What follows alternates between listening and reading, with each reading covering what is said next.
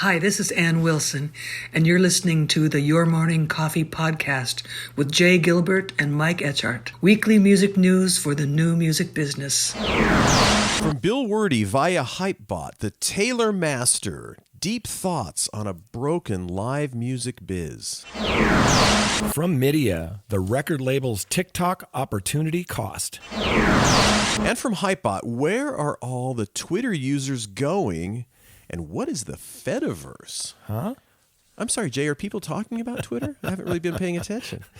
Apparently they are. Well, welcome, everyone. Hopefully, when you're listening to this, you have enjoyed your long weekend, if you're at least here in the U.S. So we are super happy to have you here. So Jay and I are going to start the program and get rolling right about now. Stand by for transmission. This is London calling. Wake up! The revolution is at hand! Your morning coffee is on the air. On the air. On the air. On the air. On the air.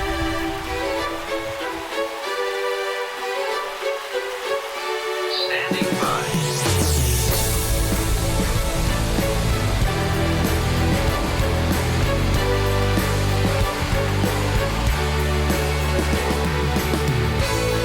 Your morning coffee, the weekly music news for the new music business. It's the highly curated, agitated, advocated, moderated, and liberated digital music information that you need to know. We are your digital music authority. And now from our studios in Hollywood, California, here's your hosts, Jay Gilbert and Mike Etchart.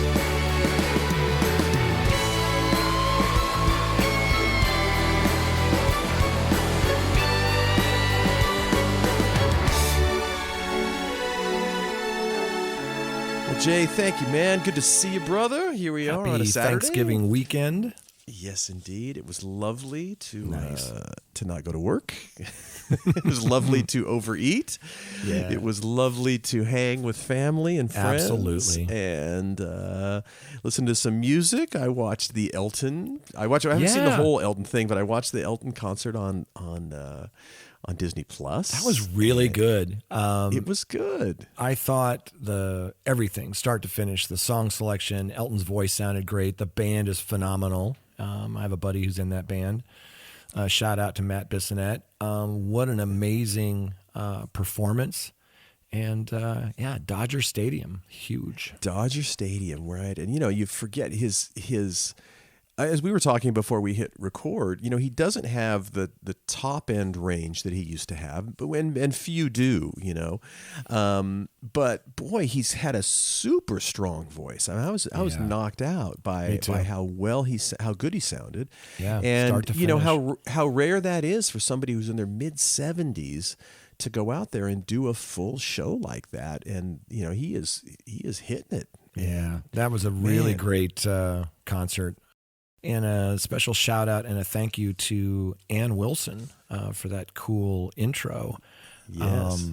She has a new track. Actually, it's the band Disturbed has a new album, and there's a track called Don't Tell Me that Ann is featured on.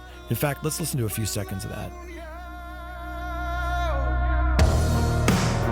I close my eyes and still hear the screams that would tear apart our world. I keep reliving everything. Wow. Speaking of still having the pipes, still just being able to nail.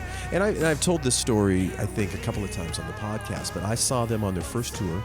This would have been in 1976. I just gotten my driver's license, and they were playing this weird bill up in Santa Barbara at UCSB. They were the opening act.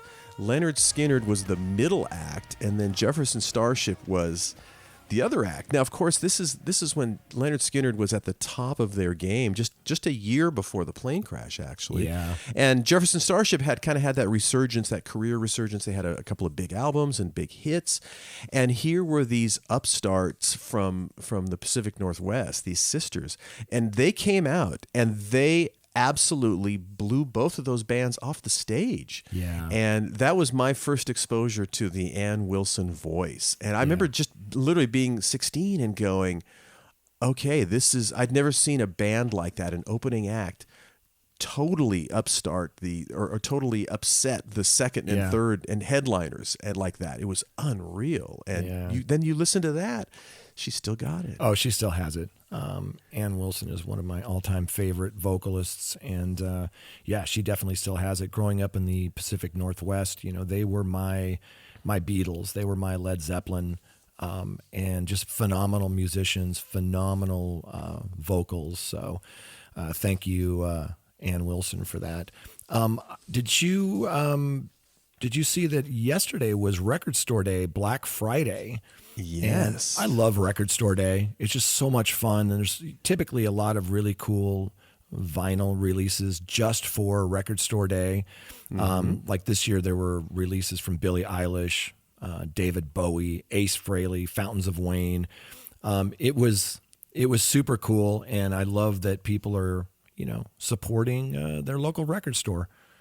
Absolutely. And it's been, what a success Record Store Day has been. And what year are we in now? It's been going on when it started, it was very much a grassroots effort. And now it's just really got such momentum going. And of course, the vinyl resurgence has really added to that in a way that it was starting then, even when Record Store Day started, but special shout out to Michael Kurtz for starting that. And the next one is April 15th. So if you missed this one, there's one right around the corner. So many interesting articles in the newsletter this week, which we're going to get to, but we got to thank our sponsors, Jay. Yes. We are so lucky, so lucky as we are celebrating Thanksgiving. We are thankful for our sponsors. We sure are. The Your Morning Coffee podcast is brought to you by our friends over at Bandzoogle, built by musicians for musicians. Bandzoogle is an all-in-one platform that makes it easy to build a beautiful website, an EPK for your music. All the features you need for a professional website are already built in.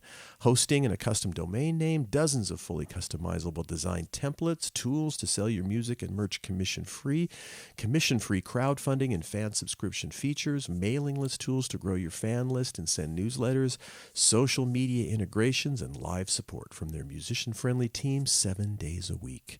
Your Morning Coffee podcast listeners can go to bandzoogle.com and try it free for 30 days. Just use the promo code MORNINGCOFFEE, all one word, to get 15% off the first year of any subscription. That's bandzoogle.com, promo code Morning Coffee. And Your Morning Coffee, the podcast, is brought to you by Hypebot. Since 2004, Hypebot has chronicled the new music industry and the trends and technologies that are changing how music is discovered, consumed, marketed, and monetized. Edited daily by founder Bruce Houghton with help from Olana Bonilla, Hypebot and sister blog Music Think Tank are published by live music discovery and marketing platform Bands in Town. And sure, how about Bands in Town? Over 74 million live music fans trust Bands in Town to get personalized concert alerts, recommendations, and messages from their favorite artists. It is the #1 artist service platform connecting over 560,000 artists with their super fans. Managers, labels, agencies, and artists access their own dashboard to manage and promote their tour dates across all platforms. Yep. And finally, Music Business Association. For more than 6 decades, the Music Biz Conference, it's been the point of origin for inspiration and collaboration all throughout the music industry. So join us in Nashville, May 15th through 18th, and we will see you there. Yes, indeed. So the Music Business Association, Bandzoogle, Hypebot, and Bands in Town, we say thank you, thank you, thank you. Yeah. Thank you, thank you, thank you. We appreciate All right, it. Jay, so what do you say we kind of... oh, by the way, when I say, what do you say, Jay, I should mention... if you don't know, the illustrious career of my good friend Jay Gilbert. Let me tell you, Jay Gilbert, he's a music industry consultant. He is the curator of the weekly Your Morning Coffee newsletter with which this podcast is built, and he's a former executive with Universal, Sony, Warner Music Groups, and Fox Home Entertainment, and just a lovely human. Thank you so much. And this, brother from another mother over here is Mike Etchart, longtime host of Sound and Vision Radio, formerly of SST Records, Warner Music, Capitol EMI, and Universal Music Groups. And Mike, before we jump in, did you happen to see that there was a story in Hypebot, I think Bruce Houghton wrote it, about Facebook, and it talked about how less than 11% of your fans see your posts, and that's down, 29% this year alone. And, it's something we talk about quite a bit. Like, why can't we have something throughout these social platforms where we can actually reach all of the fans of a particular artist, right? So Facebook has this quarterly report called the Widely Viewed Content Transparency Report. And that confirmed what musicians and marketers already knew. Fewer and fewer followers are seeing their posts. Which is just almost inexplicable. Last quarter, just 10.6% of a U.S. Facebook user's feed content came from pages that they follow. That's a 29% decline from 14.9% last year, according to Facebook's own report. Wow. Bruce points out that there's two potential solutions to this Facebook problem. Facebook groups, which I use religiously, and what he calls breadcrumbs. Facebook groups, are certainly a powerful tool for marketing on Facebook, but what are breadcrumbs? Well, an interesting question to ask, Jay, just after Thanksgiving, because I just cleaned up breadcrumbs in my kitchen. But no, that is not. Mixed in with your posts on TikTok, Twitter, or any social platform should be breadcrumbs leading fans to your website, encouraging them to sign up for your email list. Breadcrumbs can include contests, downloads, digital gifts, and special online events, early access to tickets, merch discounts, etc., etc., etc. Yeah, I would also add to that, there's a couple of calls to action. Subscribe to my YouTube channel and follow me on Spotify. And I'm not picking favorites. The reason we pick those typically is because, if somebody follows you on or subscribes to your YouTube channel, then when you release new videos, they're notified, which is great. And then with Spotify, why we ask people to follow on Spotify is that then when you release new music, it's automatically added to your fans' Spotify playlists like Release Radar, Discover Weekly, Radio, that sort of thing. So I thought that was really interesting that Bruce kind of called out something we assumed, but we didn't really know what the numbers were. That when you post something on Facebook, you hope that the fans will actually see it. And such a small percentage do without you having to pay to boost that post. And it's stupid. Yeah, I don't know what else to say. It's stupid. What? Yeah. If I'm following you on Facebook, don't I want to read all your posts? It's not about the money, Mike. It's about the money. Don't confuse me with the facts, Jay. Do not confuse me with the facts. All right. What do you say we jump into the stories? And boy, we talked last week about ticket prices and the whole Taylor Swift thing, and a really interesting article via Hypebot from Bill Werde. And this is one of those things where it's easy to pile on, right? It's really easy to pile on to Ticketmaster and Live Nation or any of the big conglomerates. Yeah, easy target, right? Yes, it is an easy target. Well, I've been I've kind of changed my tune on some of this stuff because the more I read about it, let's not let facts get in the way of a good story, right? We've had people from Ticketmaster, people from Live Nation. A whole bunch of folks have reached out to us to kind of, give us their take on it.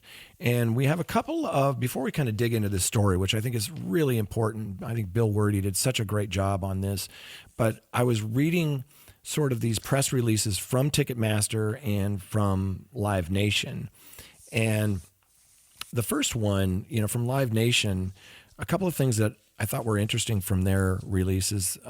They said that for the past 12 years, Live Nation has operated under a consent decree that, among other things, seeks to prevent anti-competitive leveraging of Live Nation promoted content.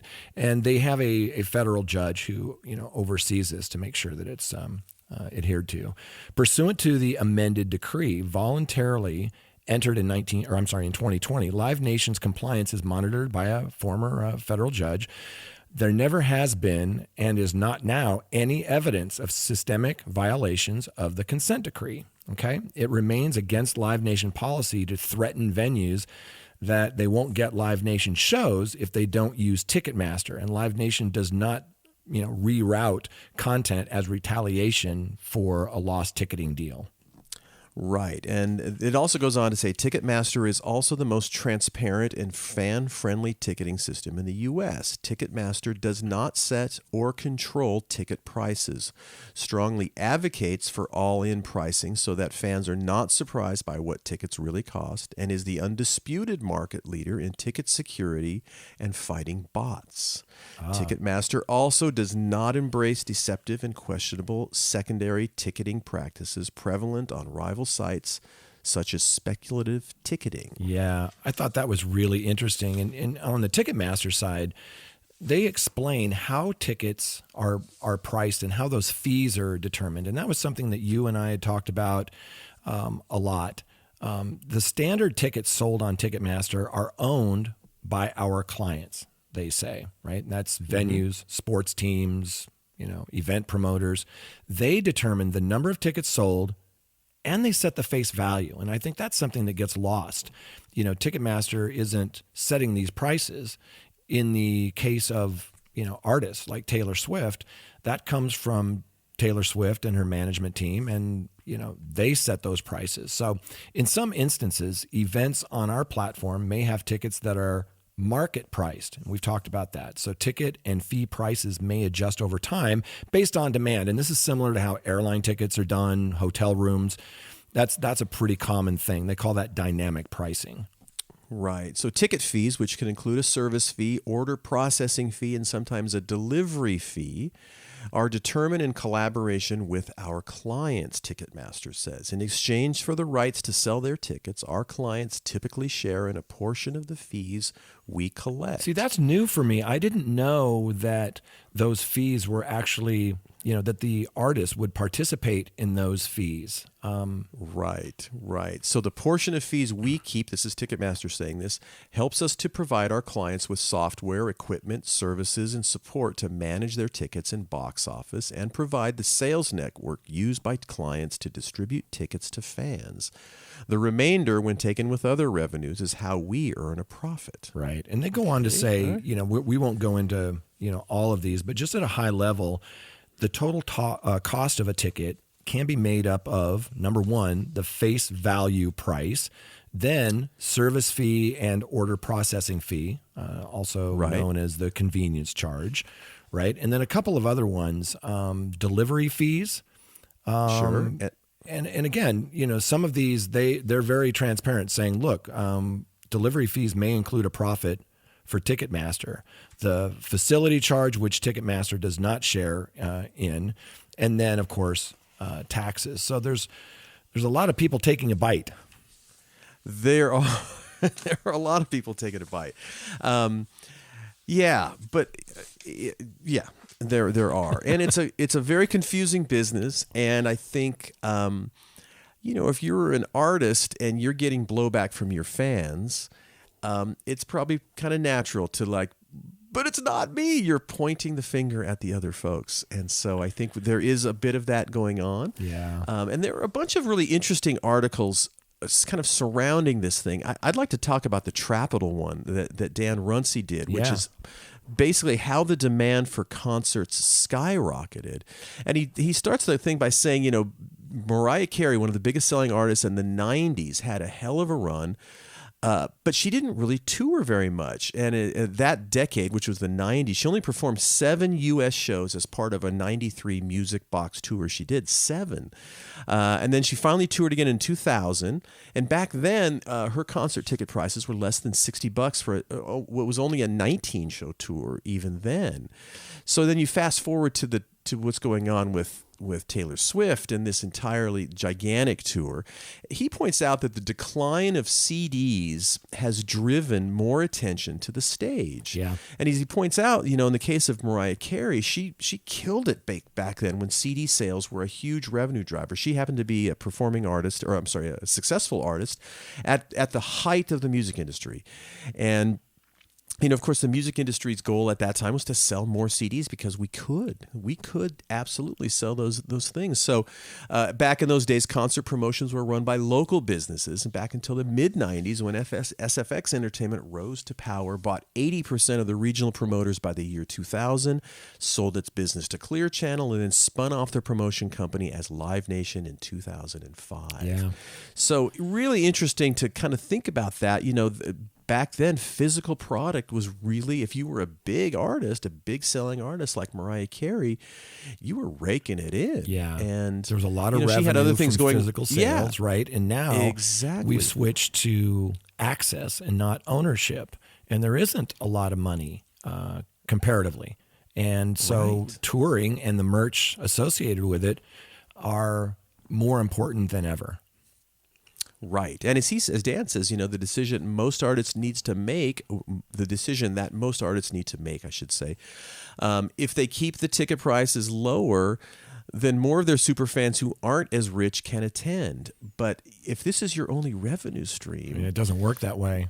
It just doesn't. If you price them low, they go on the secondary market, and then you'll see what they're really worth. Because when they're sold on the secondary market, that they're selling those at what the market will bear. And it's typically a lot more than the face value of the ticket. There's just so much more demand. And I think that's what this whole Taylor Swift thing taught us, is there was so much pent up demand for this. And, Taylor Swift's camp will point to Ticketmaster and say, well, we warned them this was coming.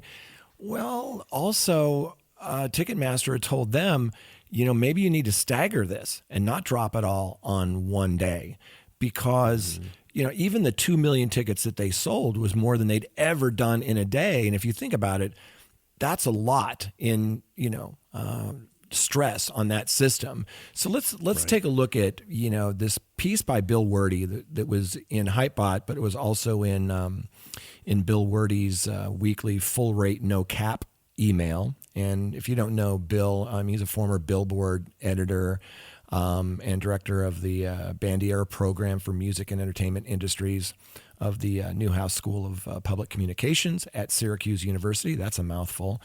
And I'll just kick it off. He basically states that the Taylor Swift Ticketmaster debacle has brought to the forefront a truth that insiders have known for years. Touring, and particularly ticketing, is broken. He takes a look at the problem, its roots, and the potential, with a nudge from the incredible Miss Swift, to fix it. Right. And he says, let's dive in. He says, pricing, or why Taylor Swift seems to want all of your money. He says, most of the problems that fans experience on that Tuesday could have been fixed with solutions that currently exist. And he says, let's talk pricing first. Ticket prices have skyrocketed, with face value costs up nearly 20% from pre-COVID rates. Can we pause there just for a second? Because I've read so many conflicting things.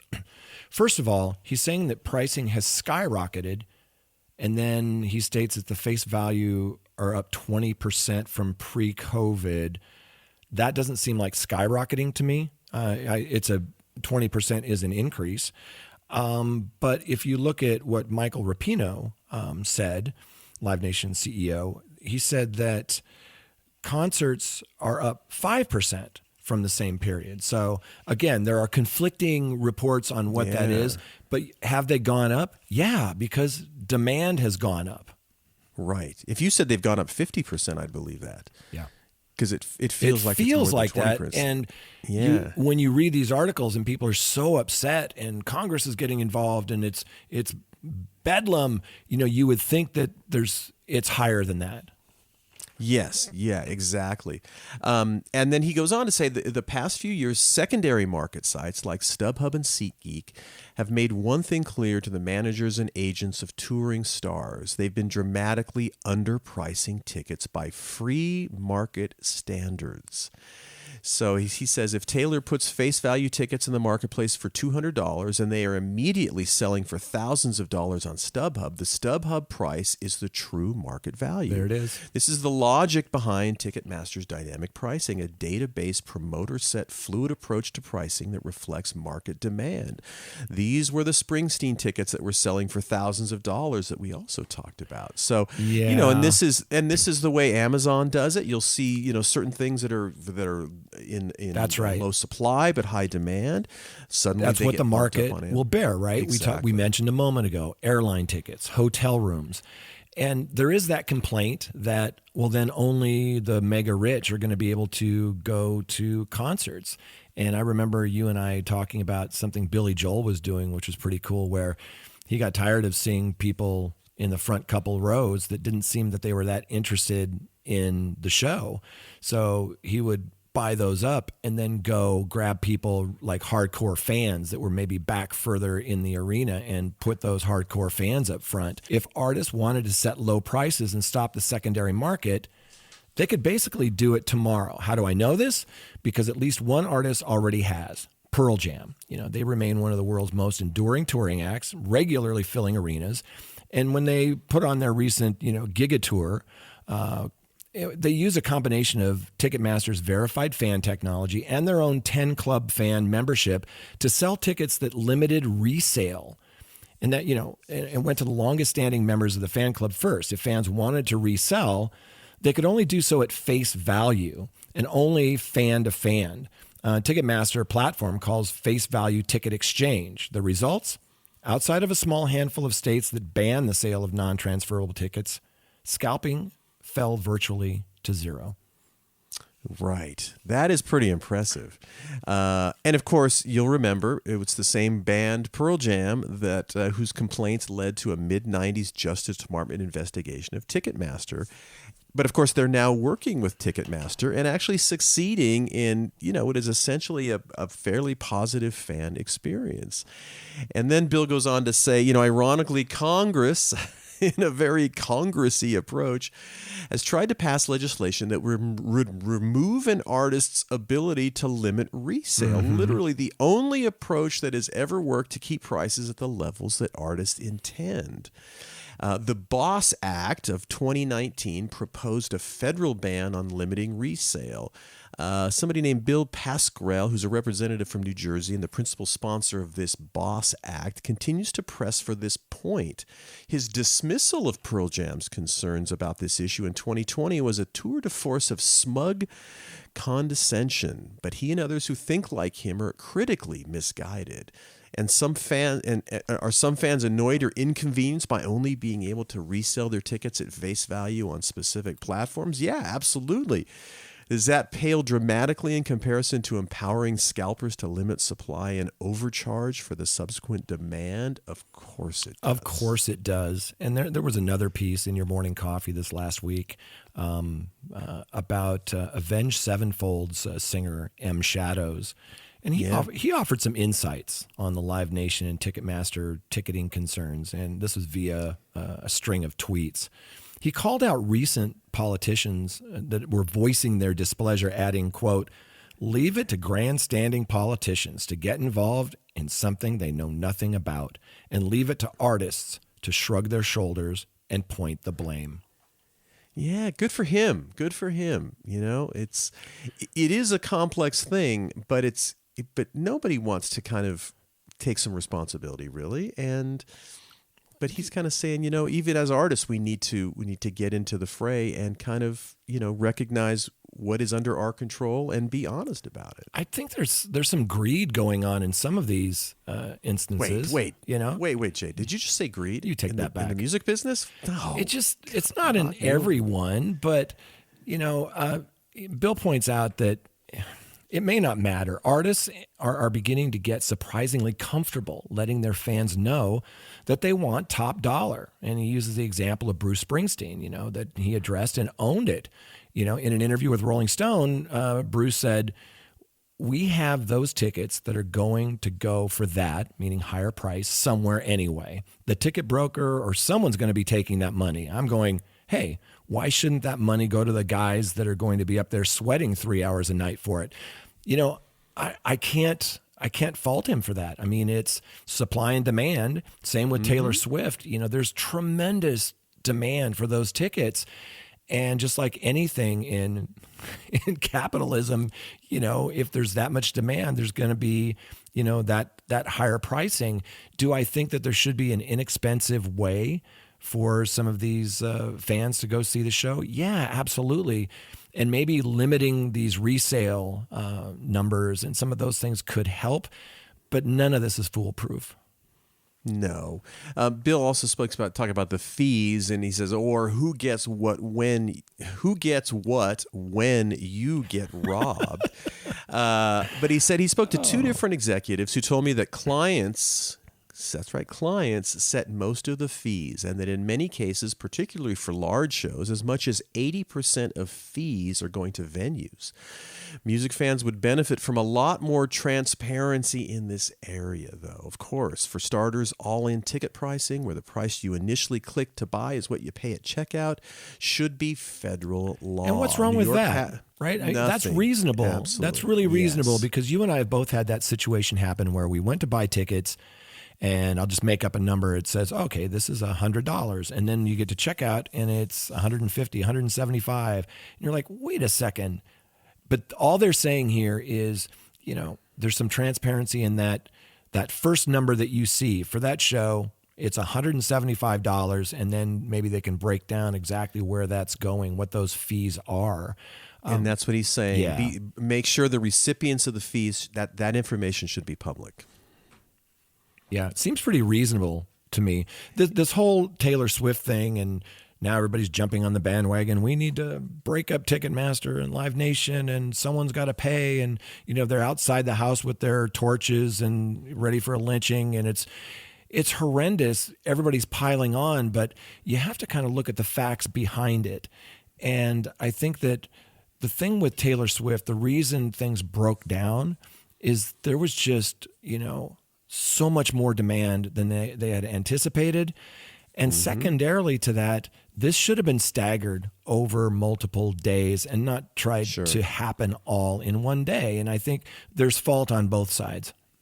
Right. And Bill actually, you know, speaking, we were talking about politicians and Congress getting involved. Bill mentioned, he had a great paragraph about that. He said, if Congress actually wants to be helpful, there are some legislative solutions that would protect fans. First, create a bot act with teeth. Put caps on scalper pricing. The UK has done this, and early results are promising. Make service fees transparent, as we talked about. Let fans know who, the artist, the venue, or the ticket seller, is taking what percentage of fees with each purchase. Mandate all-in pricing so that the advertised cost of a ticket doesn't suddenly jump when it comes time to check out. And more than anything, do not prevent artists from limiting resale. This will empower them to have the final word on ticket pricing. Yeah. Let's talk about bots for a second, because there's some common misconceptions about what a bot is. It's not this robot. It's not this scary thing. It's just a little piece of software that are used to buy up these tickets, and typically really good tickets, and so they can be sold on the secondary market. And I love the fact that we're calling that out. I know that Ticketmaster is doing all they can to kind of filter bots out. They're very savvy. And having Congress get involved in that, I think that's something that could be very helpful to eliminate that horrible problem. Yeah, so a lot of work to do, but it seems like, I'm trying to remember, you know, we're now in the year 2022, almost 2023, and the whole thing with Pearl Jam and Ticketmaster, that was back in the 90s. So this has been a conversation that has been going on for coming up on 30 years, and it is time to really put some of these things, and I hope Congress or politicians can, you know, sort of quell the hype and look at some of these things that Bill mentioned that are very specific things that can be done to really, truly help the situation. Yeah. We'll see. Yeah, we'll see. We shall see. All right, Jay. Now, I don't know if you've noticed, Jay, but there's been a little bit of news, it's kind of hard to find, about what's going on over there at Twitter. Yes, there has been. And has been. every day it's like this, nonstop. Gosh, it's crazy what's been happening at Twitter. But we have this piece we're going to talk about by Ross Schulman and John Callis from the Electronic Frontier Foundation. And the headline in Hypebot is Where All the Twitter Users Are Going and What is the Fediverse? I hadn't heard that term before. What is the Fediverse? I had not either. And needless to say, a wave of people have announced that they're leaving Twitter to check out something called Mastodon. And that leaves many people wondering, what is Mastodon anyway? More importantly, what is the Fediverse and what is ActivityPub? And this is kind of an explainer about that. I had not heard of any of those things. I checked out Mastodon. I don't know, Mike. I haven't seen Not anything there yet? Yeah, that's fully baked, that is simple to use and has the interface like Twitter. It's simple and it works. And some of these other things, they're not as intuitive. So what is the Fediverse? Federation is a broad term that means a group that has smaller groups within it, right? That retain some measure of autonomy within that whole. In internet terms, the most well-known federated system is our old friend email, right? So no matter how much you love or hate email itself, it's a working federated system that's been around for over a half century. It doesn't matter what email server you use, what email client you use. We all use email, and the experience is more or less the same for all of us, and that's a good thing. The web is also federated. Any website can link to, embed, refer to stuff, on any other site. And in general, it doesn't matter what browser you use. The internet started out federated and even continues to be. So that kind of, they talk about how this relates to Twitter, how it's this, Fediverse. Right. So Mastodon is allegedly in the Fediverse. It's a Twitter-like social network and communication system to which many users are switching following the recent turmoil over at Twitter. At a basic level, very basic level, Mastodon is a web server or app that acts as a social network, just like a service such as Twitter or TikTok. You use it by visiting a website or using an app on your smartphone. Yeah, okay, got that. And you can post text, images, and videos that can be seen by your followers. You can also follow others and see their posts in your own timeline. In this way, Mastodon is very similar to services you already know and probably use every day. In fact, it's very much like Twitter itself, which is why people unhappy with Twitter are considering Mastodon as an alternative and why we're writing this essay. What makes Mastodon interesting, though, is that the server or instance, the terms are interchangeable, that you might use isn't the only server running Mastodon in the world. And you came across this when you first went on there, right? Yeah, there were multiple choices there. It's just not as elegant and intuitive. I'm not sold on Mastodon. I do want to look at other alternatives to Twitter, and there's so many that are now popping up. But then think about all of the people that are on Twitter and a move. But as a friend of mine reminded me this last week, there was a time when MySpace was the king of, social media, and we couldn't even imagine something taking its place.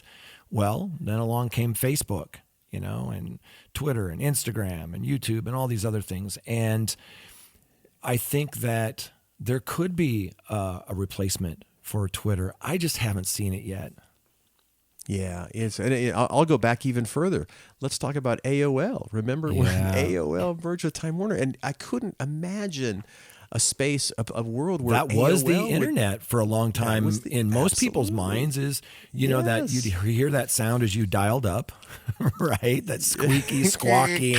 Exactly. You've got mail. That's right. I remember it vividly. That was pretty much for a lot of folks. That was the internet. So. There's always something new around, Right. We'll see how it pans out, and I'll keep kind of testing these things out. But, he asked the question, what's different in the Fediverse? And while many people are moving from Twitter to Mastodon or a competitor, let's be clear, Mastodon is not the whole Fediverse, and the Fediverse is not simply a Twitter replacement. The Fediverse is an example of how we can have a paradigm shift in how we do social media. It's still undergoing some growing pains, like a small town that's now seeing boom times. New people arriving in large numbers can change the trajectory of a social part of the network and come with their own points of friction. And we've seen that before. So it's an evolution. I think I'll be reporting on this. We'll try out these Twitter replacements, and we'll see how it goes. I know there's a lot of people dropping off. There was an article in Your Morning Coffee this last week listing some of these celebrities and musicians that were dropping off of Twitter, whether that was due to people they were letting back on the platform, whether it was due to just the way that they handled letting so many people go. And there's a lot of reasons for that. But if you are looking for a replacement, we'll be watching that space closely. Yeah, it's going to be very interesting. But again, we couldn't imagine the collapse of AOL. We couldn't imagine the collapse of MySpace. The road is littered with things like that seemed like they were going to go forever. And downloads. Didn't. We thought downloads would be it was the one configuration that was around the least amount of time. And really, the last thing I'll say on this whole Fediverse, I love that. A Fediverse doesn't have any central authority, which means that some features like Twitter's original blue check verification, that now you have to pay for, that simply doesn't exist. The closest thing to getting verified is proving to your instance that you control an external web page or resource by including a special hyperlink in your profile. So it's going to be a different way of doing business, because we're used to those blue check marks across social platforms, that verification that says, yes, I am this person. Yeah. Thinking back, I remember having this conversation. Remember when we have conversations like this and talk about AOL and talk about MySpace, it gets me thinking back. And we've been in this sort of internet-based new music business seemingly for so long. But I remember having a conversation with my good friend, the late John Paris, and he was one of the or if you've been around long enough, there used to be a FA news group. Was it a news group, or it's was still it around? Yeah, it's I still subscribe. around. Absolutely. Yeah, it's still there. Jim Griffin. Jim Griffin absolutely. is really involved in it. But I remember John on his business card in the early days of all that stuff, he put his email address on it, which now we think about is just so common. And him telling me, like, he would give his card to somebody and they'd look at it and go, what's an email address, right? And it seems so hard to even fathom that. I know. But it hasn't been that long. No, it really hasn't. When I came to Universal in the home office in, I believe it was 1991, I was one of the first people with company email testing it. Right. And I remember going into my boss and mentor, Bob Schneiders, and showing him how to do it. And his first email was to me, and that was like such a big deal for me, right? And now, to your point, well, I remember when they first started putting web addresses in advertisements, and I thought that was really crazy. Like visit, Coca-Cola.com, and they would always go www. Coca-Cola. Yes, the whole thing. The whole darn thing, right? The whole thing. And I was at Deaf American in the early 90s, and I think we were, if not the first label, certainly one of the first labels to put a website up. Yeah. And it was just, and that was even, I don't think we even had email addresses at that point. And I worked with Mark Geiger, who of course went on to, William Morris and Lollapalooza, all that stuff, but he was really an early advocate for all of the getting email addresses with the company and putting up a website. And it was early days, and it was just, and again, you'd meet people and you try to explain that, and they're like, what? It hasn't been that long. It really hasn't. It's been a long time. And you and I worked together in a division of Universal called ECAT, which stood for Electronic Commerce and Advanced Technology Group. And that was back when they called digital marketing, they just called it new media, right? Yes. And it's not so new anymore. Not at all. It's the norm. It is the norm. So it's Yeah. We do sound like a couple of codgers, Jay, sitting back and thinking about the old days and talking Yeah. about the old days. But, you know, I it's guess, fun to kind of look back on that. I'm going to do a quiz in your morning coffee one of these days. I pulled up all of these dates for, like, you know, when the first iPhone came out, or when Spotify launched, or when YouTube launched, and some of those things. And it's fun to look at. There's, I think, like 30 different kind of lines. And this stuff's been around about a week and a half. So, you know, my grandfather has this great saying, you know, an idiot is someone who doesn't know what you just found out. And that's sort of the music business sometimes is, you know, like, look, let's relax here on this Fediverse and Web3. This stuff's been around like a week and a half, right? Let's just calm down and see where this goes.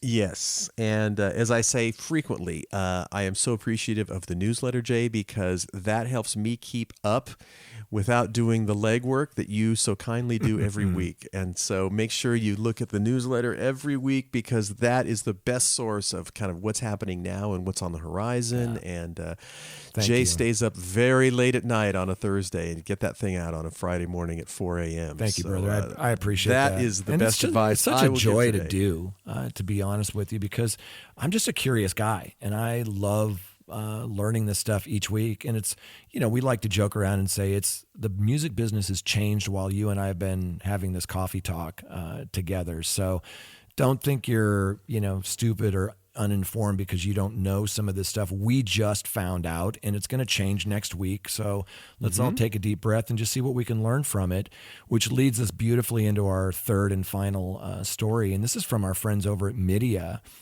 Tatiana Sarasano. She was at Music Tectonics, and I wanted to say hi to her, but we were both kind of engaged in conversation. I didn't get a chance to say hello, but she wrote this piece, and the headline is "The Record Label's TikTok Opportunity Cost." And I love Media. I love how they break things down and help people to understand what's really going on here.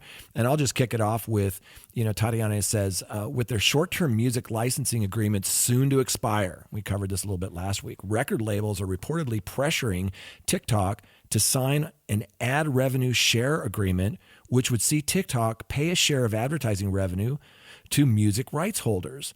It's easy to compare TikTok's trajectory to YouTube's, but the platforms have key differences, and every opportunity comes with costs.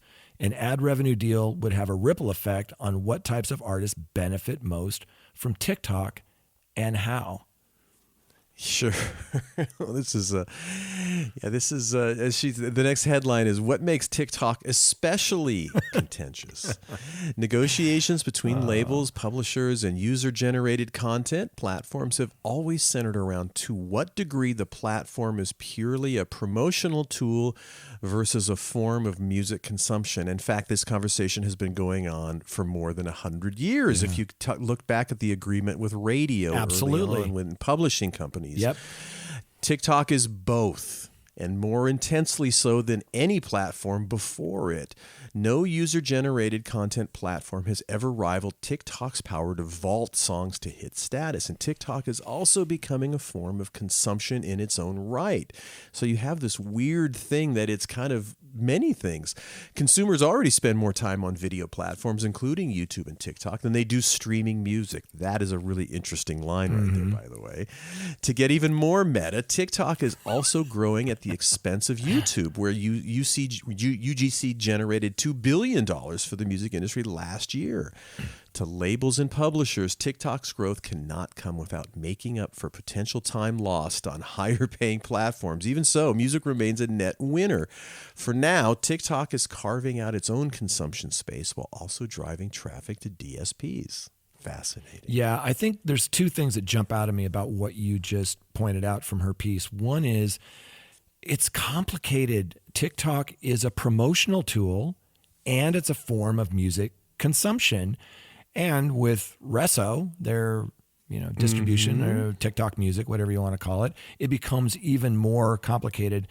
Just to point out, for those that don't know, you mentioned UGC a few times there, and for those that don't know, it's just user-generated content, which it's cool. A short form video platform, like TikTok, and in fact, even YouTube. A lot of that is UGC. A lot of what's going on today is UGC, and it's really huge. I was speaking with this company last week called PEX, P-E-X, and it's just fascinating. They actually ran a report for me. If you haven't checked them out, they're online.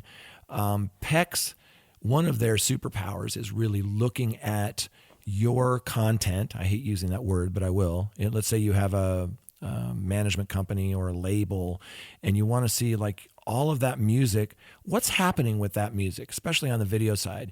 You would think that most of the plays on your video are coming from YouTube, and you would be wrong. It's very, very small percentage, like less than 10% of your plays are actually coming from YouTube and Vivo and platforms like that.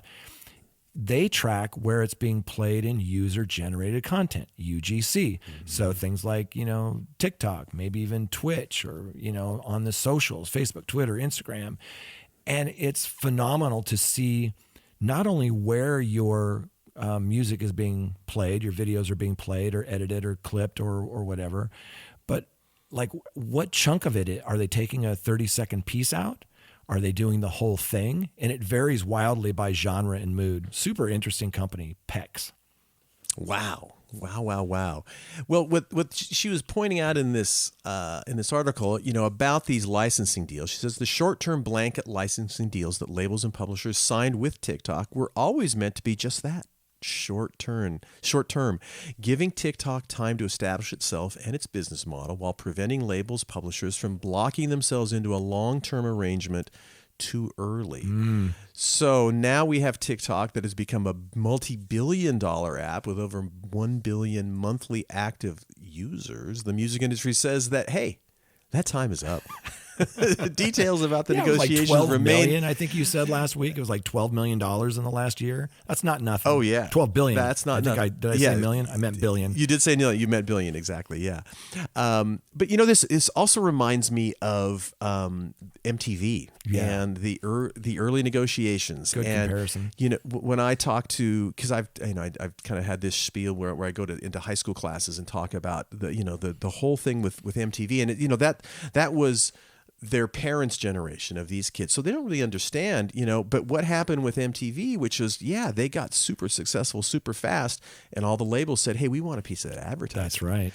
And of course, then they ended up creating their own content, and that's why MTV, which still exists, is very little on the M. That's right. It's all on their other stuff. Yeah, so. And there's one other example, and that was when the iPod started exploding, and then Microsoft had its Zune and, all of those things.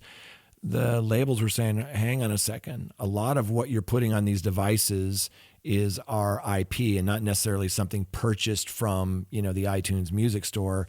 We want, I forget what it was, like $1 a unit or something for these player.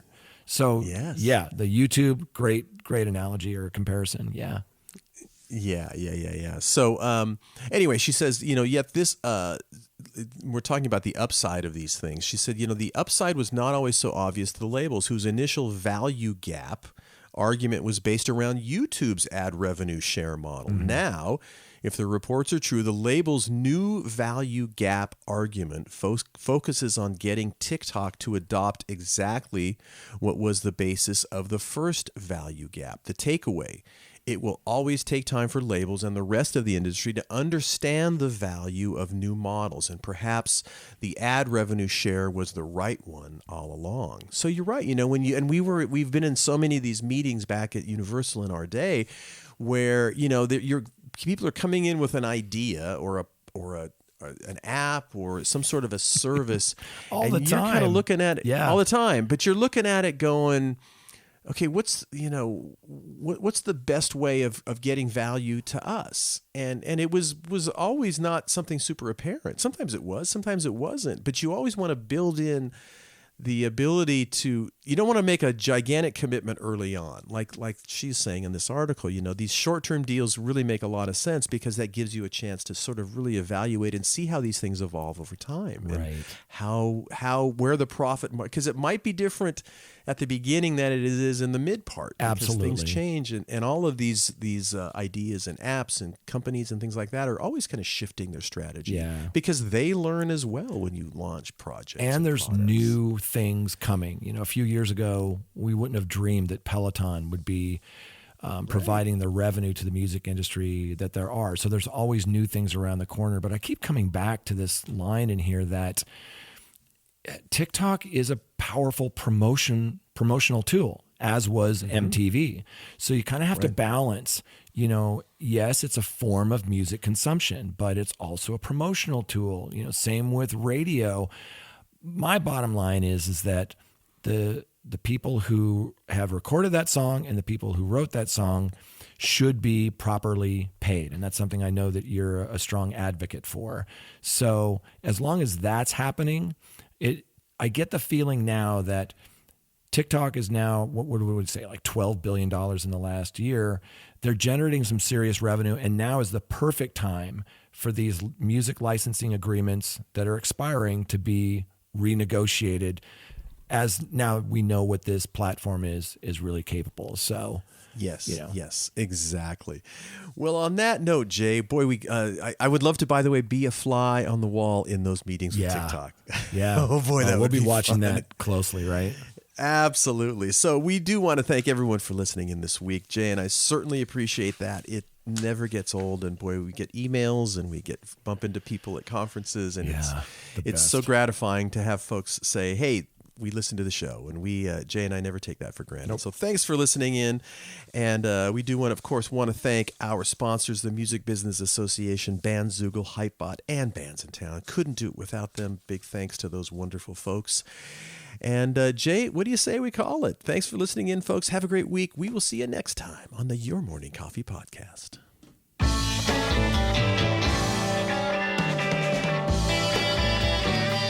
You've been listening to Your Morning Coffee, the weekly music news program for the new music business. Join Jay Gilbert and Mike Etchart next time for the digital music news you need to know.